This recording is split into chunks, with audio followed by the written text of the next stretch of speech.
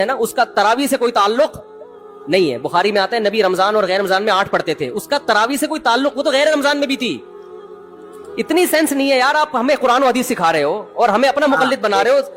اتنی سینس نہیں ہے. آپ کو معلوم ہے کہ علامہ انور شاہ کشمیری رحمہ اللہ یہ جو ہے فقہ حنفی سے تعلق رکھتے ہیں, اور اس حدیث پر تو ہم بہت ساری باتیں کہہ سکتے ہیں, بہت کچھ کہا جا سکتا ہے کہ اس حدیث کا جو ہے کیا, اس کا کیا مطلب ہے, اس کا کیا تعلق ہے.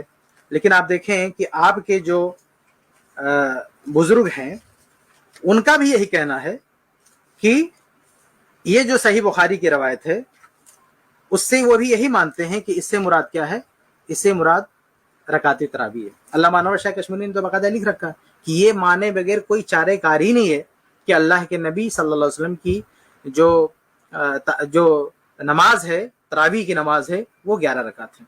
یہ اور 20 رکعت والی روایت کو انہوں نے ضعیف قرار دیا, اس کو انہوں نے تسلیم کیا. آپ جو کہہ رہے ہیں کہ وہ الگ نماز تھی, یعنی رمضان میں پڑھتے تھے, غیر رمضان میں پڑھتے تھے, وہی تو تہجد کی نماز ہے, وہی تو تراویح ہے. یعنی رمضان میں اسی کا نام تراویح ہے بس, یہ کوئی الگ نماز نہیں ہے. آپ اس کو الگ ثابت کر رہے ہیں تو آپ کے ذمہ یہ ثبوت دینا لازم ہے کہ آپ اس چیز کو ثابت کریں کہ اللہ کے نبی صلی اللہ علیہ وسلم نے تراویح بھی پڑھی ہو اور تہجد بھی پڑھی ہو. کوئی ایک روایت لے کر آئیں. کہ خود علامہ انور شاہ کشمیری نے یہ بات کہی ہے کہ کسی بھی روایت سے ثابت نہیں ہے کہ اللہ کے نبی صلی اللہ علیہ وسلم نے تراویح بھی پڑھی ہو اور تہجد بھی پڑھا ہو.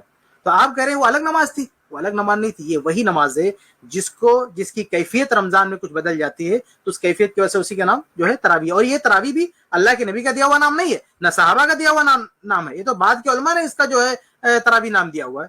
یہ لفظ تراویح یہ نہ صحابہ یا نہ نبی کا دیا ہوا نام ہے, نہ صحابہ کا دیا ہوا نام ہے, یہ بعد کے لوگوں نے یہ دیا ہوا نام ہے. اصل جو روایات میں ملتا ہے وہ قیام رمضان, صلاۃ اللیل, قیام اللیل, اس طرح کی روایت ملتی ہے. صحیح بخاری میں کیا من قام رمضان, جو رمضان میں قیام کرے, کیا مراد ہے اس سے؟ مراد وہی قیام رمضان یعنی صلاۃ التراویح ہے. تو بہرحال یہ دونوں ایک ہی نماز ہے. آپ جو